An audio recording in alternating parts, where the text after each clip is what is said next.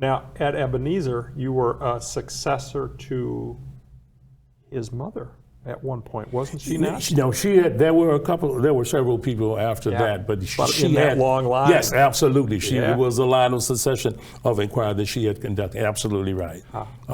And had the pleasure of meeting. Delightful, absolutely delightful. Really a very down-to-earth, wonderful family.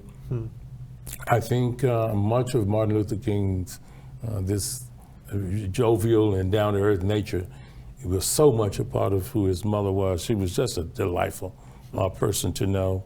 And I have enjoyed knowing that family, and not because of their iconic place in terms of the freedom, but just because in terms of a part of the Ebenezer family. They are just members who come and worship. Mrs. Coretta Scott King was there every Sunday. She was in town.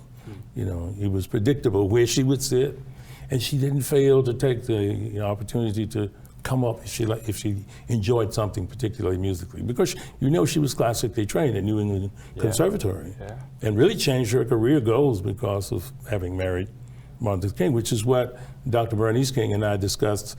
I am doing the lectures for the pre-performances of Porgy and Bess with the Atlanta Opera, and she joined me on Sunday night, and we had a dialogue about that. Wow.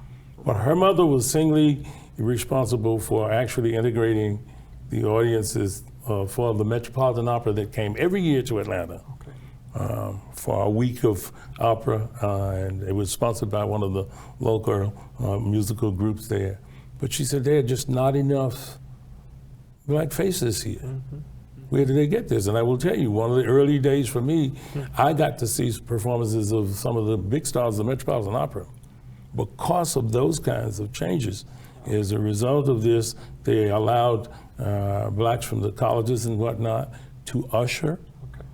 And once we had ushered, the whole thing was that you were allowed to take any seat that you could find that was open in the house and enjoy the opera.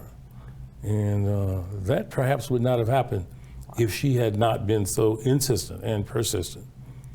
Same thing with the King Center. It was her continuance of that legacy. Yeah. You might have set the record, though, as the fastest route from an usher to a performer. Am I right about that? Am I right about that? To some extent, that is correct. Yeah.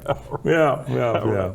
Good. Well, Howard Thurman used to say, I think in some earlier conversation I mentioned, make what you hunger for real, nothing can stop you then.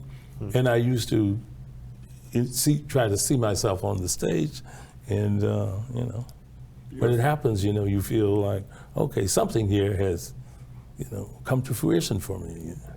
Yeah. Thank you so very much.